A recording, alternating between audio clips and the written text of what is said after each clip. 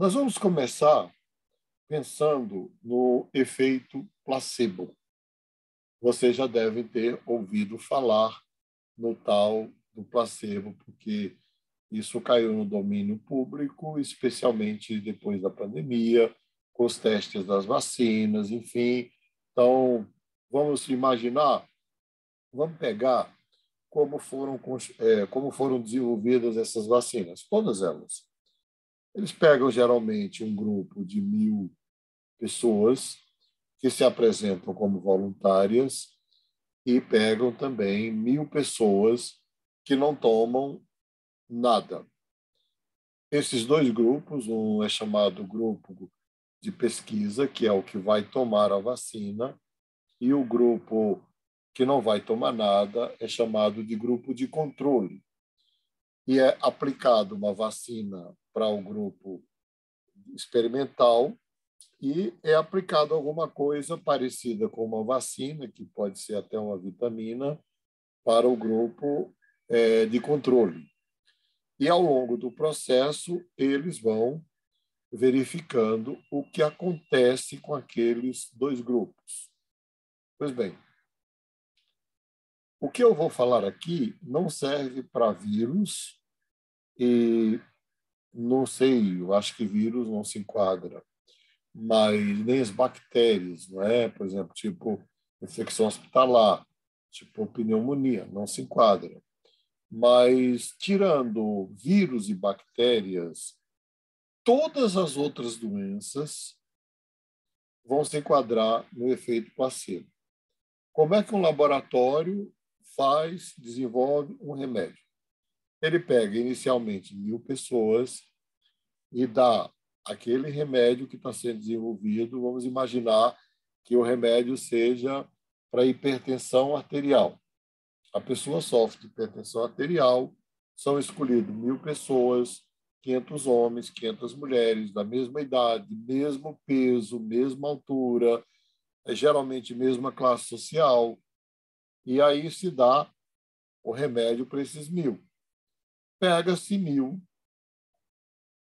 iguais a esses aqui, com as mesmas características, e um médico que não sabe o que está na mão dele recebe uma caixa com o mesmo nome do medicamento, só que no lugar do medicamento ali tem uma pílula que não tem nenhum princípio ativo, nenhum. E aí você tem 1.000 e 1.000. 1.000 recebe o princípio ativo do antihipertensivo, 1.000 não recebe absolutamente nada, a não ser uma pílula que pode ser até de farinha de trigo. O que se observou? Isso se observou ao longo de, não é mais de milhares, é de milhões de pessoas no mundo inteiro, milhares de experimentos com macroamostras, às vezes de 10.000. Aqui no Brasil só faz com 1.000 porque não tem recursos. Mas nos Estados Unidos e nos grandes países da Europa, como a França, a Inglaterra, a Alemanha, eles aplicam a medicação em até 30.000 pessoas ao longo de um longo espaço de tempo. E aí, 1.000 aqui, 1.000 aqui. Um tomou o princípio ativo, o outro não tomou nada. Veja bem, 40% daqueles que não tomaram nada, mas o médico recebeu a caixa com o nome do remédio, o paciente tomou sem saber que era placebo, 40% tem elevados processos de cura e de recuperação. Para qualquer doença, eu tiraria só os vírus e as bactérias que não são classificadas nesse tipo de experimento. Pois bem, por isso, olha só que interessante. Os grandes laboratórios do mundo, né, os grandes como Medley, a Eurofarma, EMS, tem mais aí, eu não vou ficar lembrando de todos, mas aqueles mais antigos. Quando esse grupo que tomou o princípio ativo atinge 60% de resultado positivo de cura a partir da medicação verdadeira, esse remédio já é considerado top. Por quê? Porque sabe-se que 40% a própria mente vai resolver o seu problema de saúde. Isso também já aconteceu com alguns casos de cânceres. Não todos, mas existem muitos registros de casos de cânceres terem sofrido o efeito placebo durante o tratamento. Bom, o que se infere do efeito placebo? Aquilo que eu venho repetindo para vocês, desde o início do curso, do outro curso que eu dei e desse curso que eu estou dando, que a mente tem um papel fundamental no processo de adoecimento psíquico e também tem um processo fundamental, tem também um papel fundamental no processo de cura e recuperação da saúde psíquica e física de alguém. Então, a mente tem um papel fundamental no processo de adoecimento do corpo e da própria mente, e ela tem um papel fundamental no processo de cura e recuperação do corpo e da própria mente, a ponto de 40% serem consideradas curas espontâneas ou curas extraordinárias, que, em geral, as pessoas atribuem aos milagres em todas as crenças religiosas, mas elas também ocorrem fora daqueles que não têm nenhuma crença religiosa. Então, este é um dos fundamentos da psicossomática, é o efeito placebo, que é usado em toda a medicina do mundo, inclusive na nossa medicina alopática. Não sei se vocês têm alguma pergunta para fazer sobre este item que eu falei aqui, para a gente continuar agora no tema da aula, que é... Eu já vou relacionar isso com o tema da aula, não é? Mas se tiverem alguma pergunta, a pergunta é bem-vinda.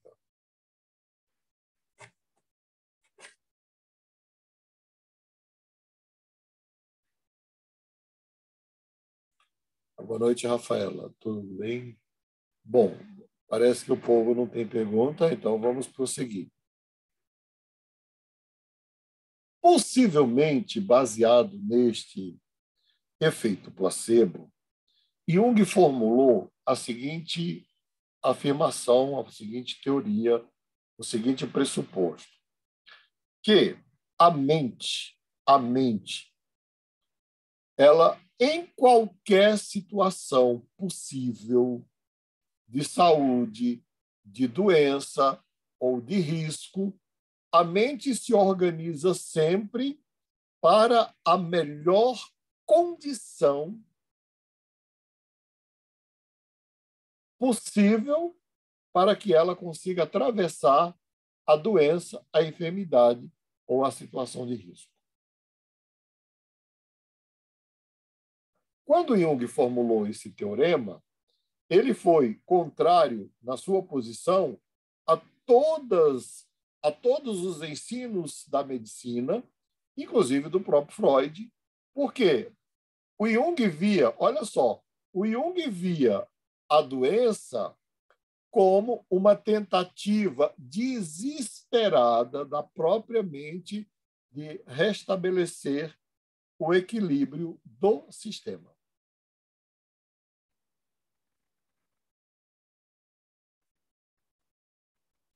Vamos imaginar que uma doença, seja física ou mental, ela instaura o desequilíbrio total do sistema. Jung vê diferente. Ele vê a doença como uma tentativa desesperada da mente de restabelecer o equilíbrio do sistema.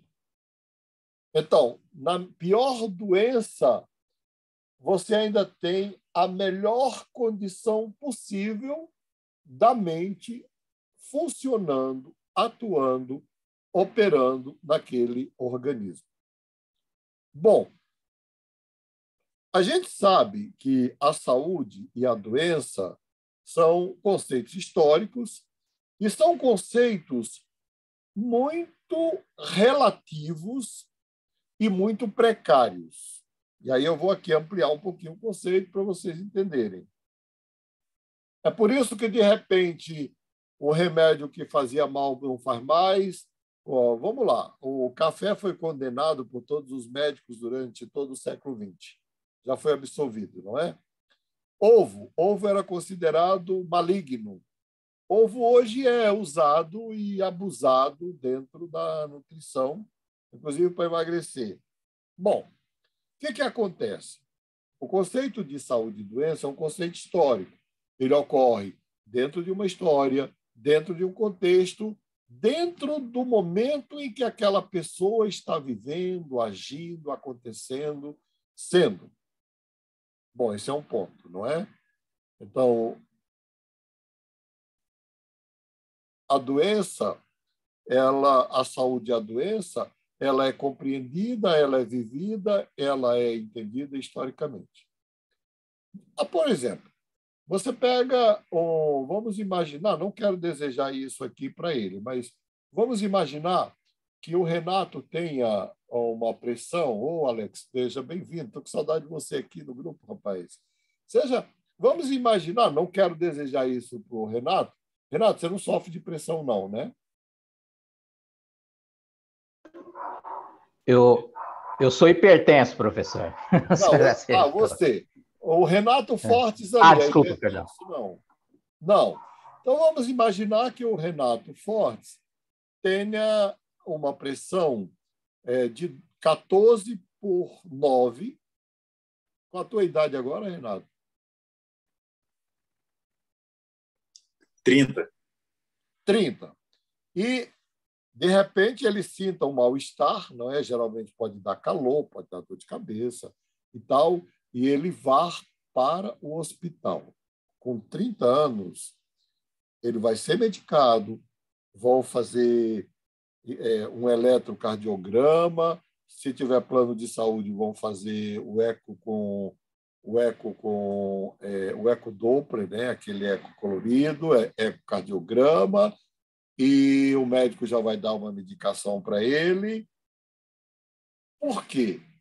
Porque 14/9, 15/9, ou 15/10, ou 14/10, nessa faixa de idade, pode ser um risco. Pode ser um risco. Mas imagine que eu chegue no pronto-socorro com 14/9, com 65 anos de idade. O médico vai dizer: rapaz, isso aí foi da caminhada, tá tudo normal, tá ok. Pressão muito boa. O que mudou? Foi a pressão ou o organismo?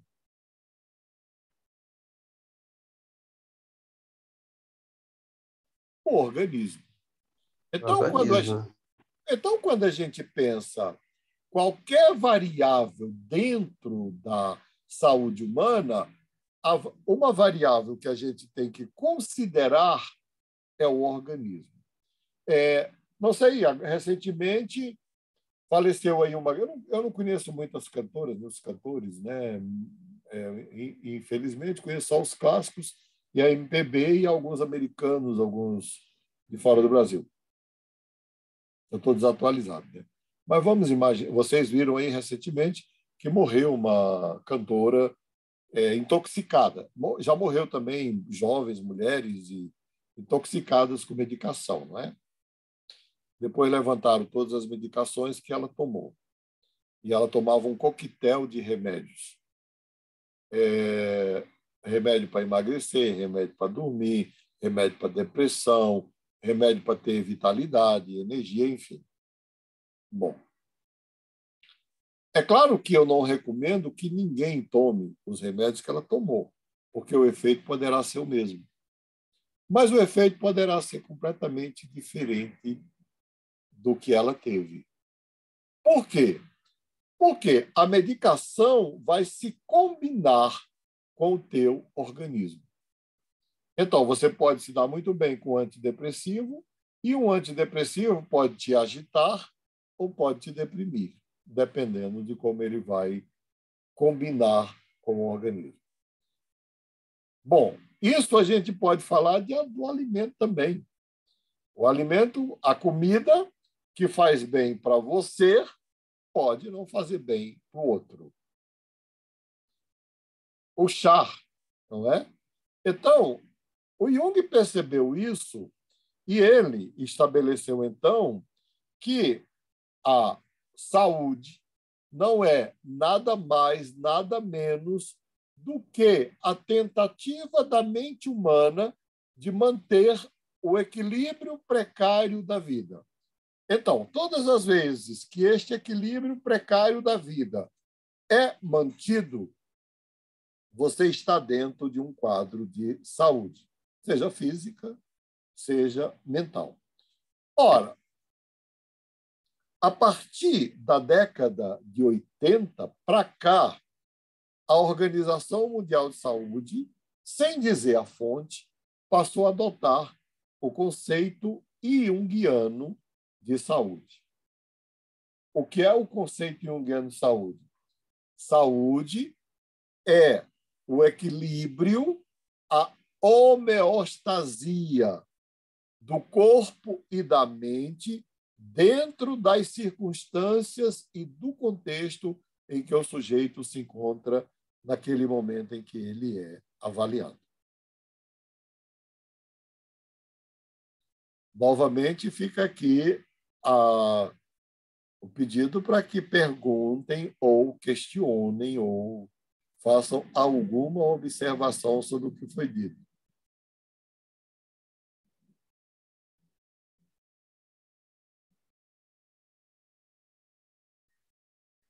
O que vocês acham de tudo isso? Professor, o que seria, por exemplo, se a pessoa não manifestasse no corpo? Tipo assim, seria uma coisa meio apática? Porque, por exemplo, você fala que é saudável quando a mente, quando o corpo fica doente, por exemplo. Mas se ele não ficar doente? Não é que é saudável, é que a mente está tentando manter o equilíbrio descarregando no corpo, né? Mas assim, muito interessante a tua pergunta, Rafaela, porque quando você pega as pessoas em geral, que passam por situações traumáticas ou estresse acentuado, violento, algumas adoecem da mente. E as que adoecem da mente, geralmente jamais adoecem do corpo. E outras adoecem do corpo. E geralmente não adoecem da mente. Mas algumas adoecem do corpo e da mente. Aí pegou. Aí pegou. Faz sentido isso que eu estou falando? Aí sim. Esquizofrênicos geralmente gozam de boa saúde. Boa saúde. Saúde física. Você não tem notícia de esquizofrênico que infartou, que teve câncer. É muito raro. Você pegar estatisticamente é nulo. Não é? E, ao mesmo tempo, olha que interessante, que é a observação que eu fiz com o grupo da doutora Denise Ramos, que eu tenho a honra de participar até hoje, embora a gente esteja aí meio que de férias por causa de tudo isso que aconteceu, não é? Mas a observação que ela fez, eu fiz junto dela. Alguns deprimidos, quando recebem a notícia de uma doença grave, como câncer ou doenças autoimunes, automaticamente eles são curados da depressão.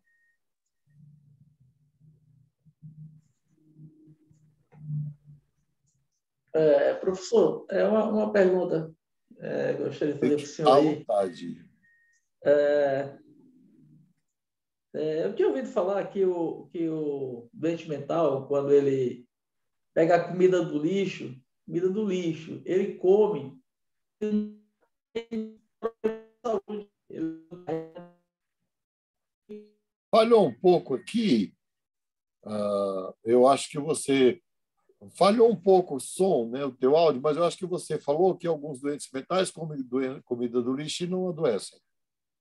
isso aí, perfeito, isso aí. E alguns desenvolvem um sistema imunológico bem parrudo, menos na depressão. O sistema imunológico do deprimido geralmente é Down. A gente vai ver mais na frente do curso que um dos casos que nós vamos estudar aqui é o sistema imunológico do deprimido. Como é que ele é? Como é que ele funciona? Como é que ele reage? Mas, em geral, o que você está falando está certo. Outra pergunta que eu ia fazer ao senhor, assim, que veio... quando o senhor fala de mente, assim, estou entendendo que o senhor está falando de psique, é isso? Porque... a psique. Exatamente, isso aí. Era isso aí. Perfeito. Obrigado, professor. Obrigado. É porque a psicologia, o Jung ele usou muito a palavra psique, o Freud também, mas também eu, como já fiz também uma especialização em neurociência, eu já tenho essa influência já da neurociência, eu uso muito a palavra mente, né? Que é como o Antônio Damasio usa, enfim, Carla Tiepo usa também, a questão de que... Mas é psique, não é outra coisa que a psique. Professor, Pois não. uma dúvida. Boa noite. Boa noite. A ansiedade, né? Isso, Carla, boa noite. Ela é mental, porém tem sintomas físicos, né? Isso, Quando tem um físico físico e... Perfeito, essa aí, é aquela caso... que pega os dois lados da história. Entendi. Não, essa era a minha dúvida. Está esclarecido. Essa é uma daquelas que pega a mente, não é? Com a produção de a psique, com a produção de adrenalina, muita adrenalina, e pega todo o sistema cardiovascular e cardiorrespiratório, porque a adrenalina vai acelerar o coração e vai diminuir a frequência, vai aumentar a frequência cardíaca e diminuir a frequência respiratória. Por isso que o ansioso tem a sensação de sufocamento. Sufocamento, entendido. Professor, mais uma pergunta, pode ser? Mais uma claro, pergunta? As perguntas são muito bem-vindas, né? São melhores que a aula. Como o tema é doença, eu lembro que parece que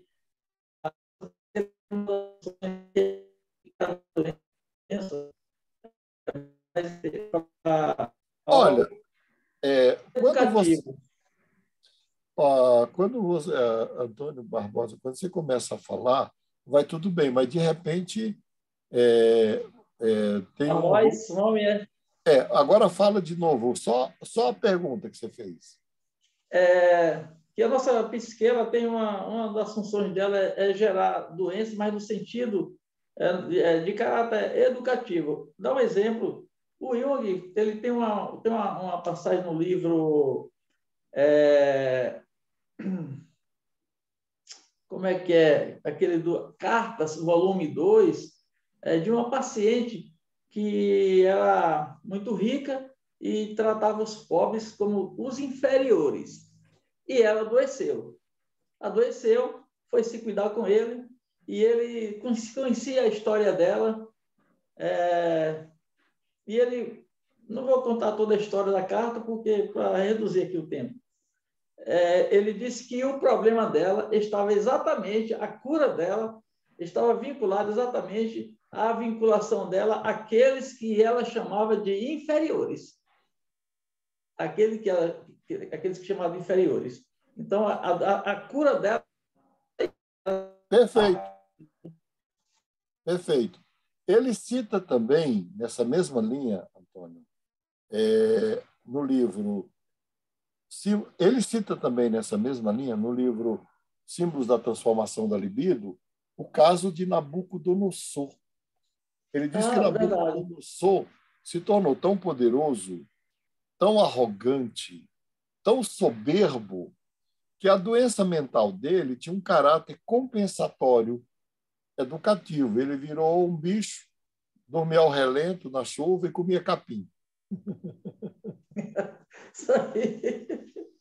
Perfeito. Bem que eu queria ver alguns Nabucodonosor de hoje comendo capim também. Não ia fazer mal nenhum. Não ia fazer mal nenhum. Bom, então, o princípio placebo vai fazer com que a mente se utilize, inclusive, da doença para tentar manter o equilíbrio. Né? Professor, rapidinho, só para aproveitar a sequência aqui, a sua primeira definição a respeito do que Jung fala que a saúde é a tentativa da mente, né, de manter um equilíbrio, até manter aqui, o equilíbrio precário da vida, é isso? É isso. Então, assim, essa tentativa de manter o equilíbrio, ela já é o equilíbrio em si, que a outra definição que eu acabei não escrevendo, o senhor falou que é o equilíbrio entre a mente e... Agora eu não vou me lembrar. É mente e corpo no contexto do sujeito. Aí entra a história, sim, a vida, a idade, não é? Tudo que faz parte. Mas essa tentativa, ela já é uma espécie de equilíbrio? Já é o princípio da saúde. Quando o equilíbrio é estabelecido, você tem a saúde. Entendi. Beleza, obrigado. Agora, pensem bem, né? É uma postura revolucionária em relação ao conceito de doença da época. Que a doença era vista de uma forma cartesiana como a degeneração do sujeito. E Jung vai dizer, não, peraí, vamos lá. Na verdade, você está diante de uma situação em que, e você pode usar como exemplo a febre, por exemplo, não é?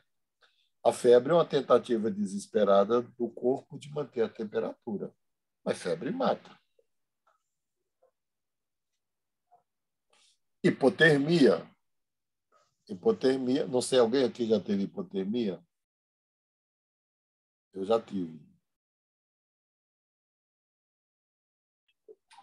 Oi, mestre, boa noite. Posso fazer uma pergunta? Pode fazer. Porém, nem sempre essa tentativa funciona, né?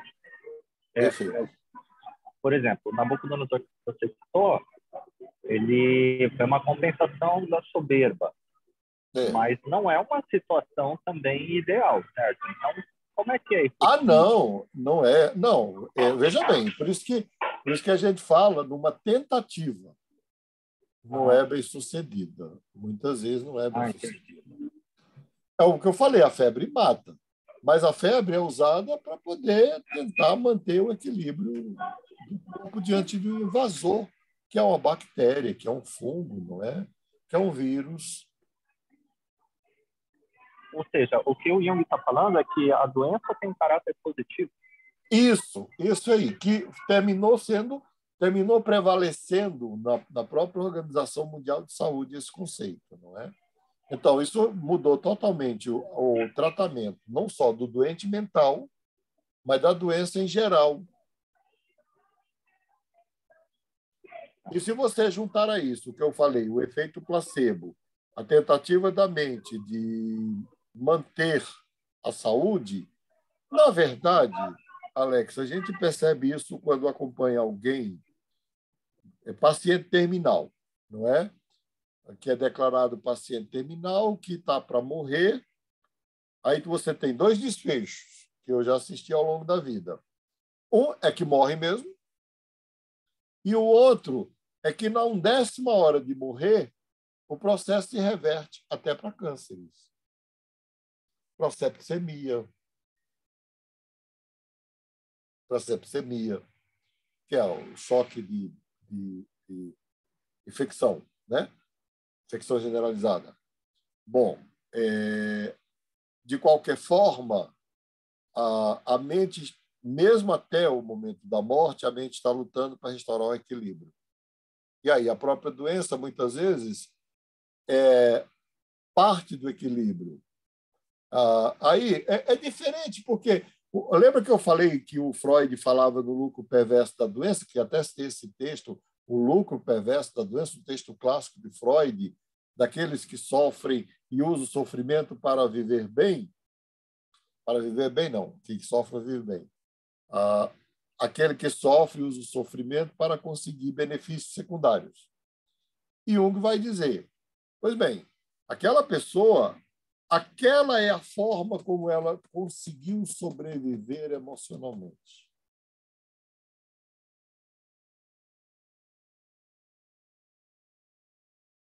Professor, mais uma vez aí, participando aí da aula, eu lembro que o senhor está falando aí, o Jung fala que a neurose já é uma tentativa do corpo de cura do paciente, inclusive, Isso. E a pessoa deve agradecer, que ela é bem-vinda, agradeça a neurose. Isso. Porque ela é uma tentativa, já é tentativa de cura, ela já é uma manifestação de cura do sistema. É porque a gente está na introdução, né, aqui fazendo os introitos, né, da disciplina, dando os pressupostos básicos. Vamos dizer, entre o risco iminente, aí vocês vão entender melhor o Jung. Isso tudo que eu estou falando está no símbolo da transformação da libido. Entre o risco iminente de se desconstruir, se fragmentar totalmente, né, do caos, a mente ela opta inconscientemente para desenvolver uma esquizofrenia e continuar viva,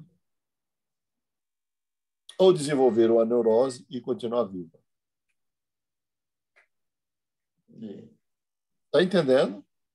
Perfeito, perfeito. Eu acho que isso esclarece melhor a postura dele. Mas a esquizofrenia é algo desejável? Claro que não. A neurose é algo desejável? Claro que não. Mas, usando o Jung, é a melhor situação daquela psique dentro da circunstância em que aquela pessoa viveu. A gente pode pegar em sentido físico também. Quando alguém sofre um choque muito violento, por exemplo, um impacto muito violento, vamos supor, o sujeito... Eu já acompanhei uma pessoa dessas que estava... Um dentista com 50 e poucos anos estava na garupa. Esse caso, para mim, ele é muito interessante, muito profundo. Ele era absolutamente saudável, camarada que faz atividade física e tal.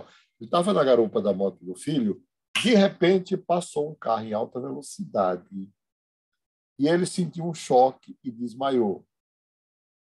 Quando ele acordou, ele estava no hospital sem uma perna. O carro tinha levado a perna dele. Olha que sabedoria que tem na mente. A gente não percebe, mas quando a dor é grande demais, a mente desliga todo o circuito para você não sentir mais. E aí você desmaia. Então, Jung achava que nisso havia uma sabedoria da mente, na sua construção, na sua dinâmica, na sua existência. Fala, Alex. Qual seria então, a alternativa dessa rota de fuga da mente? O que pode acontecer com uma pessoa, o que poderia acontecer com uma pessoa se ela não desenvolvesse os mecanismos com a neurose e com a psicose? E pior, o suicídio. O suicídio.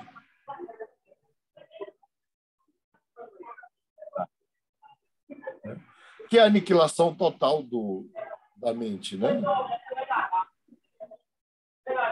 Bom, aí nós vamos avançar um pouquinho mais no conceito. Eu acho que ficou claro o conceito do equilíbrio, não é? Que é preciso... E aí, para Jung, os traumas, os complexos, isso a gente viu muito naquela outra cadeira que você fez, Alex, sobre a prática da psicoterapia, né, que está disponível lá também para os alunos, que os traumas e os complexos desequilibram o sistema nervoso central, desequilibram aquilo que ele chamava de libido, que é a energia, e geram doença. Isso é fato. Fato comprovado cientificamente, enfim, né?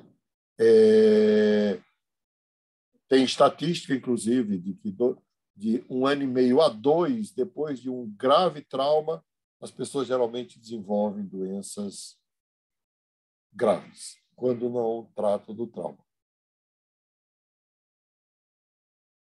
Sofreram depois do trauma? Não. Ela sente alguma coisa do trauma? Não. Lembram do trauma? Não. De repente, ela acorda com uma doença autoimune. Sim, do nada. Vem lá do nada e pá, aquela coisa acontece ali. E aí, quando vai se fazer a anamnese, um bom psiquiatra, um bom médico vai... me fala um pouco da tua história de vida, aconteceu alguma coisa muito diferente. Geralmente ele fala nos últimos anos, né? Eu já sou mais preciso, falo nos últimos 2 ou 3 anos. E aí eu estava dando uma conferência, né? E geralmente acontece, eu falo isso, a pessoa fala, olha, desenvolvi tal doença depois de perder uma pessoa amada, perder um bem, né?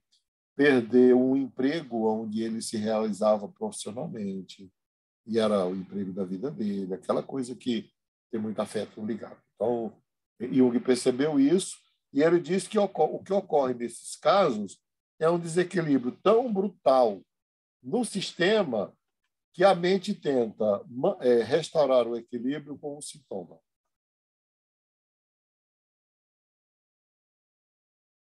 Por exemplo, aí agora eu vou trazer mais para cá, né? Eu estou falando muito do corpo. Mas vocês já viram pessoas que têm tique? Tem gente que faz assim. Eu tenho um amigo que faz assim. Ele está falando assim. Vocês já viram isso?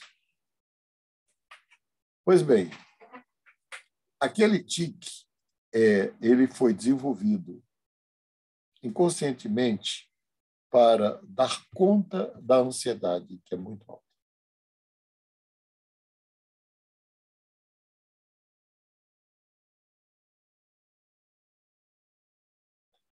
Então, diante de uma ansiedade bem forte, o sujeito desenvolve um tique para...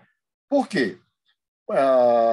Ele passa a se preocupar com o tique, a sentir vergonha do tique, a se incomodar com o tique.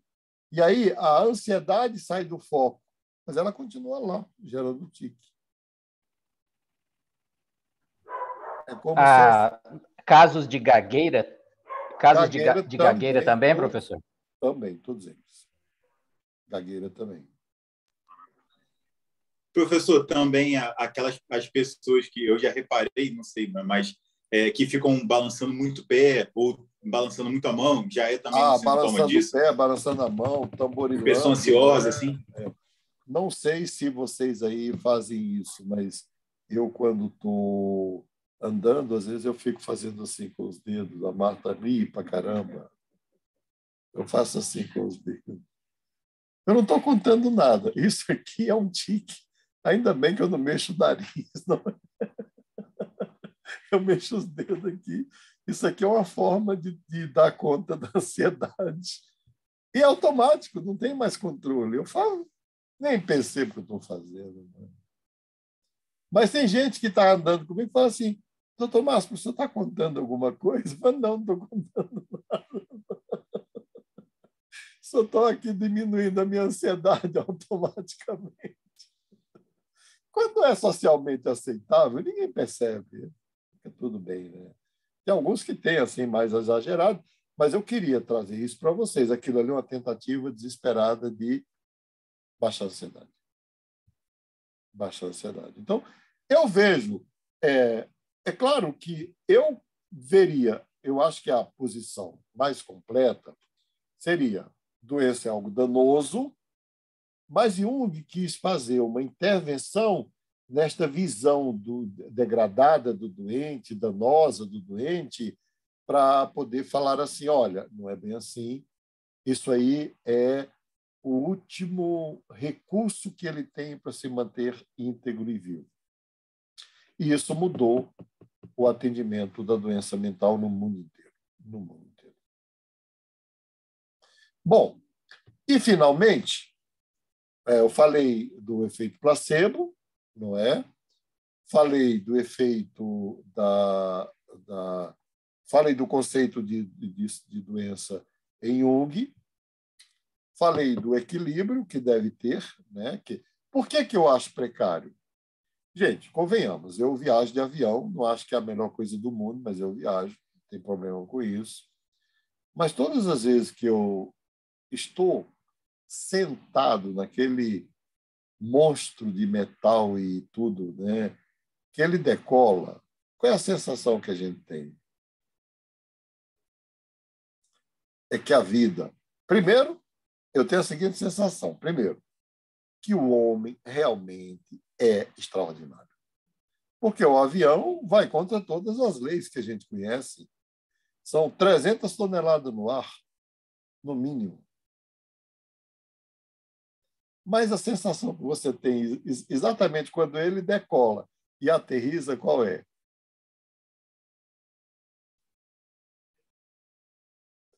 Você não tem controle sobre absolutamente nada. Não é? Bom, tem gente que fecha os olhos. Isso vai fazer alguma diferença? Não vai. Não é? Agora, muito interessante isso aqui de fechar os olhos é que também muitas das doenças são causadas pela percepção que a gente tem da realidade. Pode colocar isso aí também. Como quarto princípio, muitas doenças são causadas pela percepção que a gente tem da realidade ou pela distorção perceptiva que a gente tem da realidade. E eu colocaria neste lugar aí todos os transtornos alimentares. Bulimia, anorexia e obesidade. Mas tem mais, ansiedade também, depressão também. E aí, lá no Beto Carreiro tem uma montanha-russa que tem aquele loop que vira de cabeça para baixo, eu acho que é umas 6 ou 7 vezes, não é? E eu estava lá com uma filha minha, e aí ela falou, pai, você topa aí naquilo ali? Isso tem uns 3 anos, até 3 anos. Não, estava com 60 anos, tem 5 anos. Eu falei, topo. Topa mesmo, pai? Topo. Vamos nessa. Aí a gente senta, bota aquela coisa toda, eu fecho os olhos, faço um relaxamento e fico de olhos fechados e vou até a hora que alguém fala, pode descer. Aí ela falou, pai, você não falou nada. Você sentiu alguma coisa? Eu fiquei tão preocupada com você. Eu falei, eu não senti nada, eu não vi nada.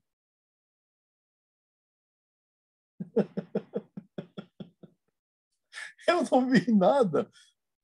Teve loop? Não sei, eu não vi. Assim, a maior sensação é de você ver. Você vê a da frente virando, aí você sabe que a sua vai virar também. Você já vira antes. Já vira tudo, né? Faz sentido isso que eu estou falando daí do loop? Faz. Faz? Faz todo sentido. Então, na psicoterapia, né, já que eu não falei ainda de prática nenhuma aqui, né, até porque é outra cadeira, mas na psicoterapia, quando você trata de pessoas com transtornos ditos neuróticos, o que você faz é tentar melhorar a percepção dele, de si mesmo e do mundo.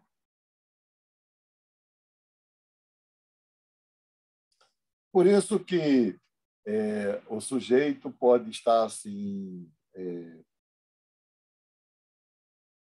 né,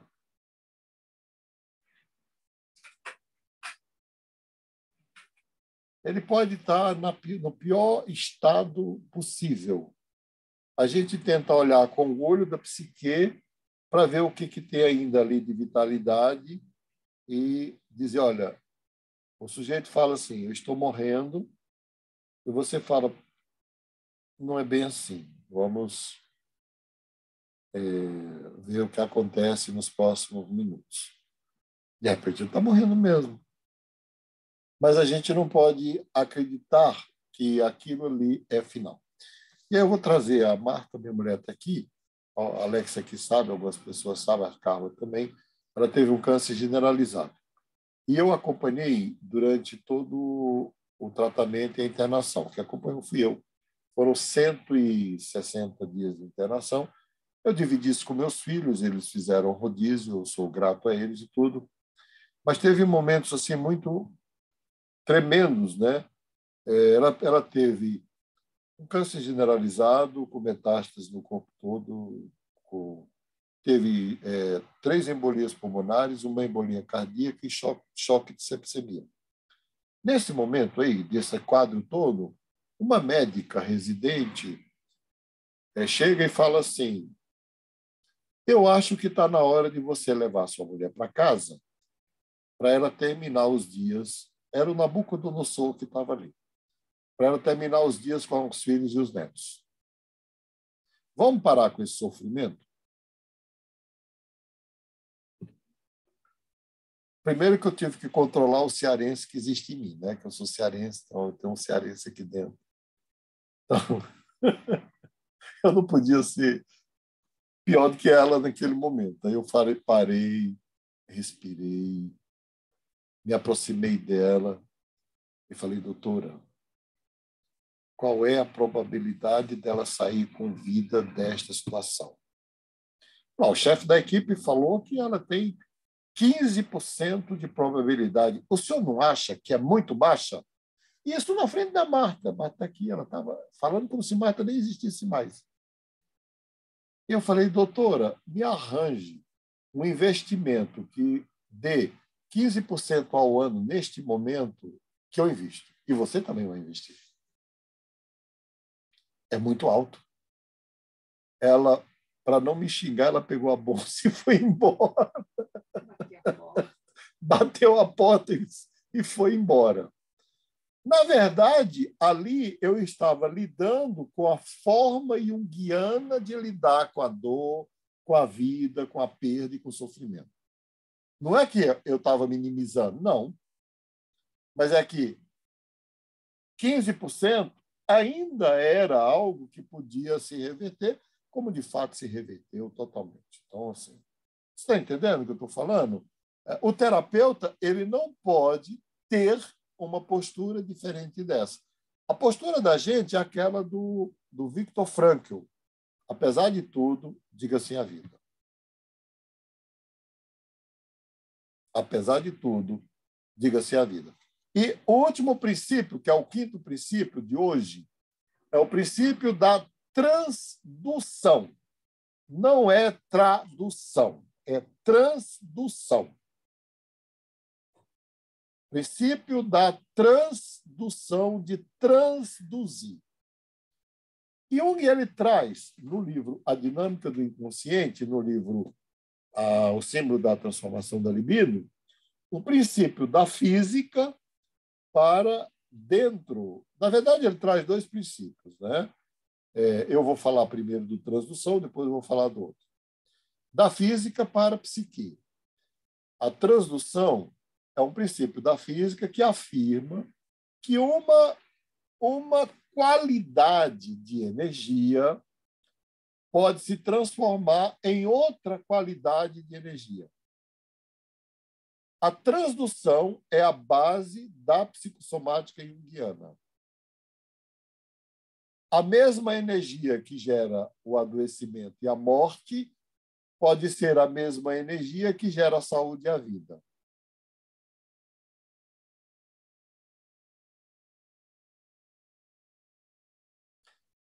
Que era o que Hipócrates falava lá na Grécia Antiga, no veneno está o antídoto. Era o que ele falava. Máspoli. Pois não. É o mesmo conceito de transdução na neurociência, quando se fala de Isso. sinapse. Mesmo conceito. Perfeito. Vamos... Olha que legal, por exemplo, né? Quando eu pego aqui uma coisa pontuda, né? Prometo que eu não vou me matar, mas aqui tem uma tesoura. Aí eu pego a tesoura e encosto aqui. Pá. Ó, encostei a tesoura no braço. Aqui é uma coisa pontuda, não é? Pontuda, enfim. O que ocorre? Isso aqui, os nervos eferentes,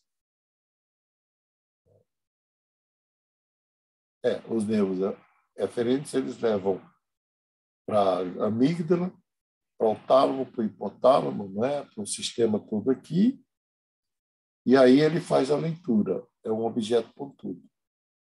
Então, o que foi para lá foi energia, só energia. A psique é que transduziu a energia numa informação.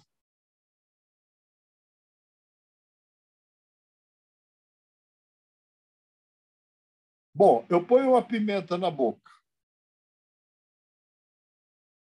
Aquilo é só um... Eu não sei classificar a pimenta. A pimenta é fruta? É o quê aquilo? Não sei. A pimenta. Se for a pimenta malagueta, né? Vai para o cérebro e depois volta a sensação de dor e queimação. E aí o cérebro vai... Se eu já tiver o conhecimento da pimenta, o cérebro vai dizer, é uma pimenta.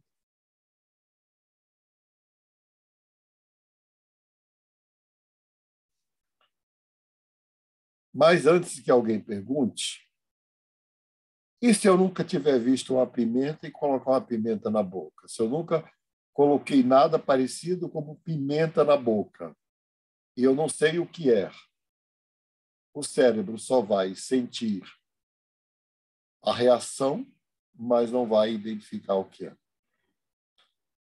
Transdução. E o outro princípio, e aí eu acho que nós chegamos no quê? No sexto? É sexto?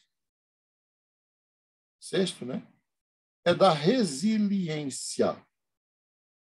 Curiosamente, o Jung é um dos pais da resiliência. Hoje, a resiliência é um ramo muito forte da psicologia. O que é resiliência? Bom, resiliência é a resistência do material. Você vai encontrar carros por aí rodando com 40 anos, com 50, Jeep 51, rodando por aí. As fábricas de automóvel, elas foram mudando a resistência do material e calibrando, inclusive, que determinados materiais de um carro não podem mais passar de 10 anos. Por isso que hoje, no passado, ter um carro daquele e conservar era uma bênção. Hoje é uma fria. Por quê? Porque com X tempo o carro começa a se autodestruir. Está programado para isso. Foi calibrado, cronometrado, pensado para isso, para você ter que comprar outro. Mas quando você pensa na resiliência como resistência do material, o que a gente pode afirmar, com toda certeza, é que cada organismo vivo, não só humano, mas vivo, nasce com um nível suportável de resistência à enfermidade, a vírus, a bactérias, a cânceres e a dores. A gente viu isso na pandemia. Alguém pega o vírus, morre. Alguém não pega, alguém pega, não sente nada. Nem sabe que pegou. Alguém pega. Esse vírus serve para a gente pensar em termos de resiliência, por quê? Porque alguém pega e não tem sintoma. Alguém pega, vai ter sintoma cardiovascular. Outro vai ter sintoma neurológico. Outro vai ser intestinal. Outro vai ter sintoma pneumológico, enfim. E outro não tem nenhum. Tem várias gradações de resistência ao vírus. Assim como tem de resistência ao câncer, assim como tem de resistência a todas as doenças. Esse era o tema da aula de hoje e eu gostaria de abrir aí para perguntas, questões, depoimentos, falas, que a fala de vocês é mais importante que a minha.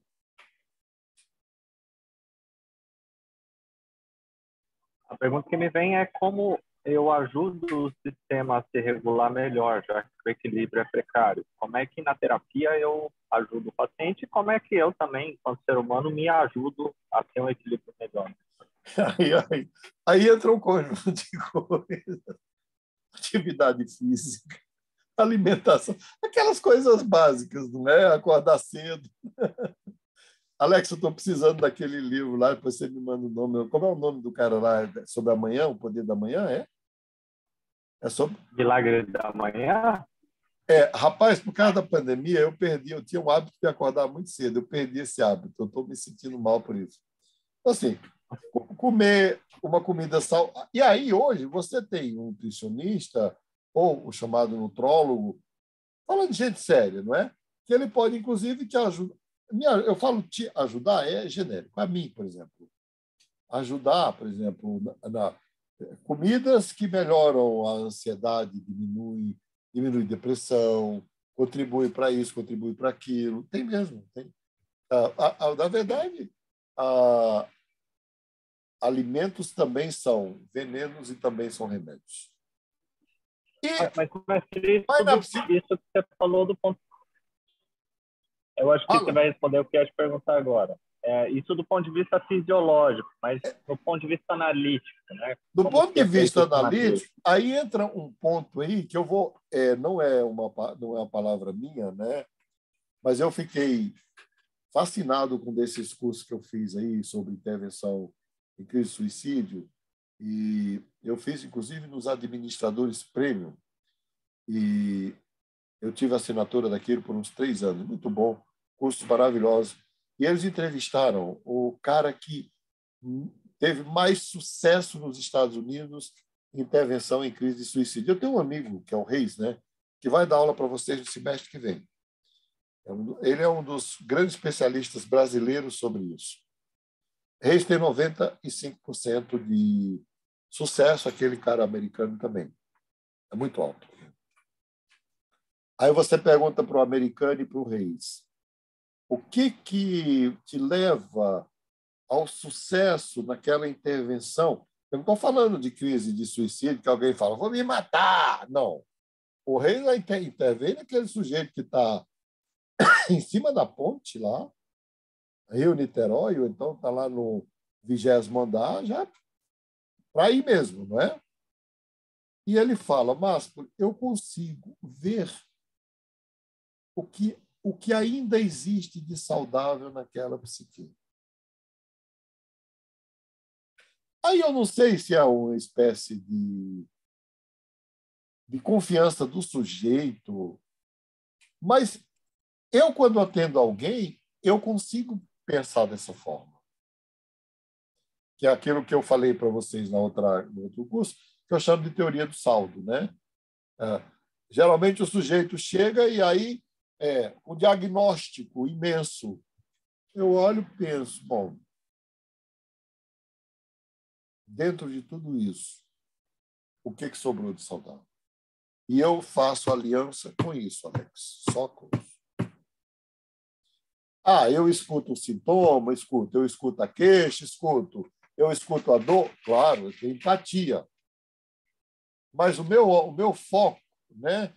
Bom, aqui chega recente, né? Vocês não sabem quem é, então chega uma médica que trabalhou, cardiologista, 34 anos, trabalhou durante toda a pandemia na UTI do Hospital das Clínicas, atendendo pessoas com coronavírus, que muitos morreram.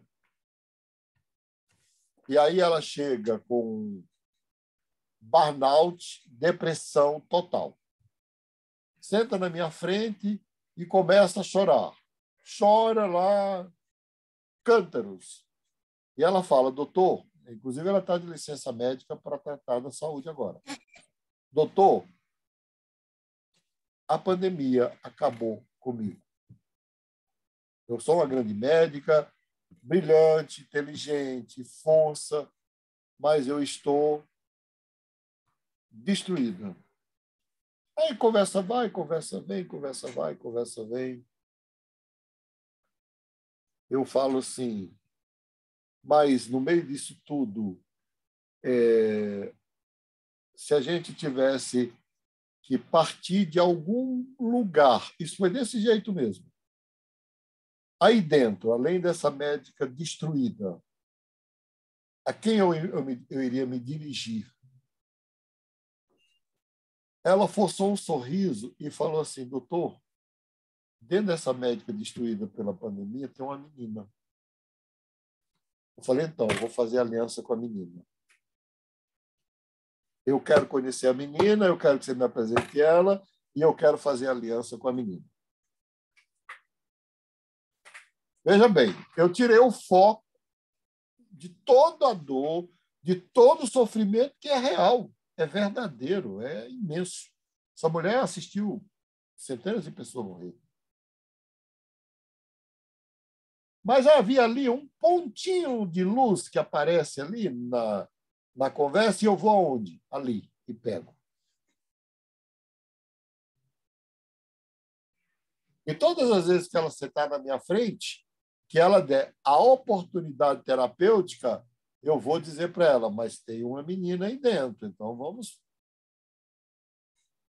caminhar com essa menina aí até onde for possível. Deixa eu ver se eu entendi, mas é como se você fizesse uma leitura do estado mental, das alterações de consciência que estão ocorrendo na vida da pessoa, pegasse aquela que está menos distorcida, a percepção menos distorcida, e transformasse aquela energia para as outras áreas. Você faz essa alquimia. Eu chamo de ilha de segurança, né? É uma ilha de segurança.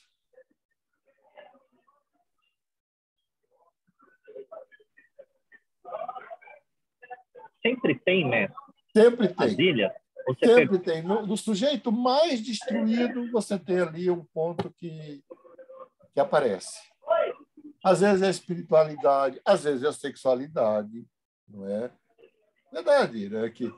Bom, vou falar de sexualidade aqui porque não é minha cadeira. Tem uma grande professora do programa já, que é a Josilda, que é psicanalista e sexóloga, de sexualidade. Então, assim, de repente o sujeito está destruído, mas ele tem vitalidade sexual. Eu falo, mas peraí, tem algo aqui que a gente vai,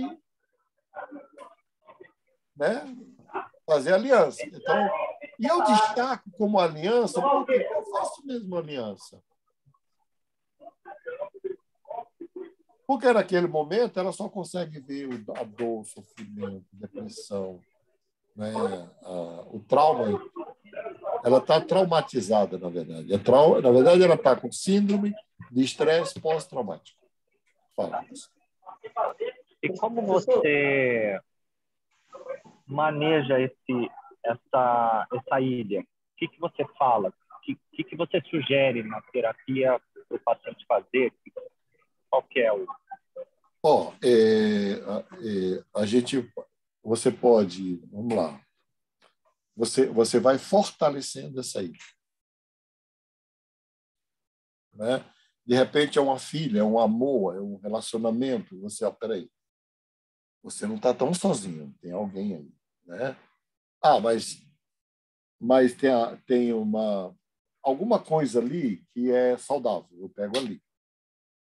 E eu vou fortalecendo aquilo ao longo do processo, apontando para a pessoa mesmo. Não, mas peraí.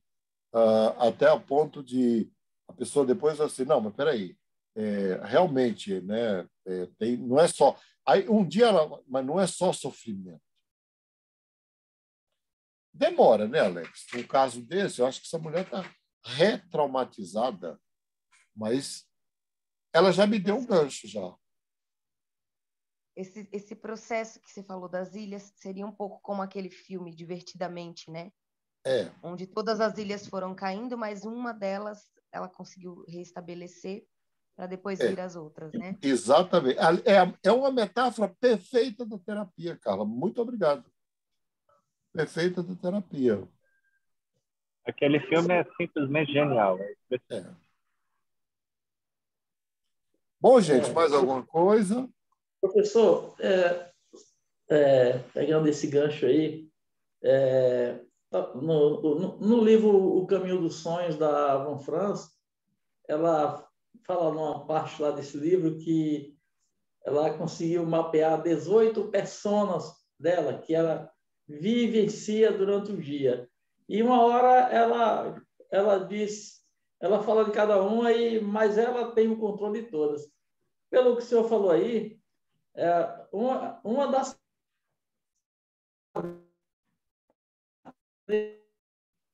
Falhou de novo, depois você volta. No caso específico aí da médica que o senhor acabou de citar... Você volta aí. A gente ouviu até quando você falou assim, ela tinha 12 pessoas, tal, e ela mantém tudo ali unido. Aí você falou, neste caso, aí... no caso específico aí da médica, quer dizer, essa pessoa, esse ser humano, esse ego, uma das pessoas dela, que é a pessoa de médica, que está traumatizada. O senhor... Isso. A aula hoje vai longe, né? Mas eu vou contar para vocês como eu enfrentei burnout em 2004. Eu tive um burnout mesmo generalizado, igual da médica. E aí eu tive sérios problemas cardiovasculares, desequilíbrio de pressão violenta, de 22/18 a 8/4 no mesmo dia. Fui internado várias vezes, 4 vezes no INCOR, preventivamente para não infartar, e eu não infartei. E aí, o cardiologista falou assim para mim, você mora onde? Eu falei, tal lugar. Então, você vê qual é. Aqui do INCOL, moro perto do INCOL, vê qual é o trajeto mais rápido que tem. Sério, um residente, né? Eles são geniais, assim como psicólogos iniciantes também. Eu já fui assim também. Ele falou assim, você pega o trajeto mais rápido que tiver, vê qual é, né? Porque nos próximos 3 meses você poderá infartar feio, porque você tem 48 anos. Nessa idade é feio. Aí eu cheguei em casa e eu pensei assim, bom, olha só a minha cabeça de doido, né? Quem está estressado aqui é o diretor do Mackenzie, o pesquisador, o professor. Mas quando eu era menino, eu mergulhava no rio e pescava, mergulhava no mar e pescava, eu nadava no rio e pescava, eu pescava disso, daquilo. Esses neurônios estão saudáveis. Eu vou atrás deles. E aí arranjei a casa na beira de um rio maravilhoso. Falei para a Marta, você topa ir para lá, porque o médico falou que eu vou infartar aqui. Se eu vou infartar aqui, eu vou infartar lá também. Eu prefiro infartar na beira do rio. E ele me deu uma porrada de remédio. E eu tomei, claro, né? Me deu Frontal, Rivotril e Diazepam para segurar a emoção e mais vasodilatador, antidepressivo, propanolol para não infartar. Tá, vou para lá.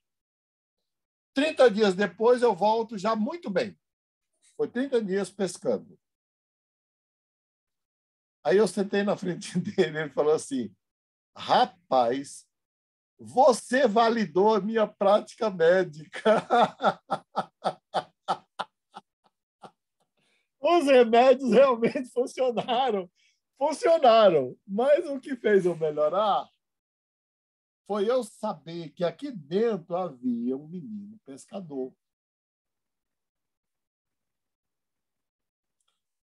Eu estou falando aqui de coração aberto. Foi uma equação que eu descobri. O que aqui dentro é saudável? O menino pescador. Por quê? Porque é um conjunto de sinapses. Está entendendo? Agora aí ficou melhor para você entender, né, Alex?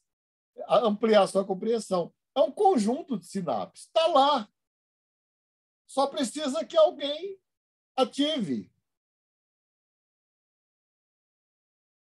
Foram 2 anos para restaurar a saúde de novo, né?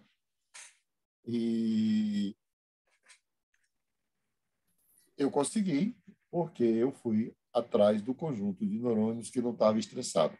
Então, colocando dentro da linguagem neurocientífica, a gente tem que perceber no nosso paciente qual é a sinapse que não está destruída ainda, não é? Que não está tão comprometida. Gente, uma boa noite para vocês.